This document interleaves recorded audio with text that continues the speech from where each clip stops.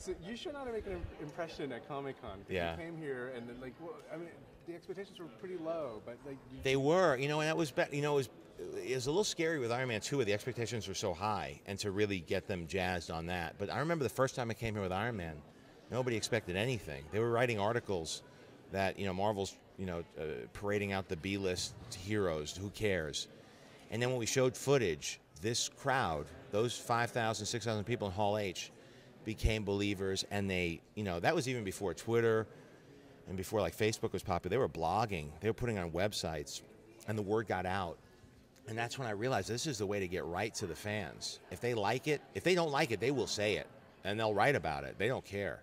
And if they like it and embrace it, it spreads, it ripples out. So when I got hired to do Cowboys Aliens, I said, I don't care if we're coming out in a year. We're coming out, we got another Comic-Con before we come out, 2 weeks before we open on July 29th.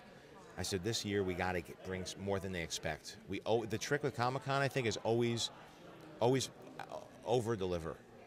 Because I've been involved with panels that are boring, where people are just sitting up there answering questions like they're on a talk show.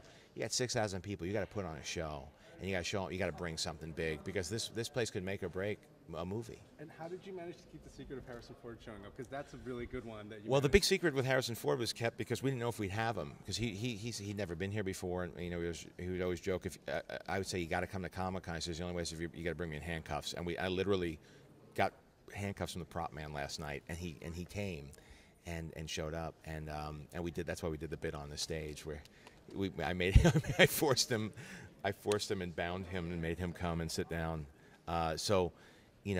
But hopefully he had a great time, because there was such an outpouring of affection for him. They seemed to really enjoy the footage, and certainly the minute he hit the screen, they screamed. And it's nice for film actors to see that. They don't get that. They're on the set. It's quiet. We're surrounded by the crew. We're there at 6 in the morning. We all check the gate, and everybody goes home. But here he got to see what the fans think of him and the people who grew up with him. So it was wonderful. When you hear a film called Cowboys and Aliens is coming out, you're not quite sure what kind of movie, but this is a straight-on, like, Western, and with elements. It just so happens to have some like science fiction. Yeah, we really wanted to play the Western genre right down the middle. We were influenced a lot by John Ford, by Sergio Leone. I love the work that Clint Eastwood has done.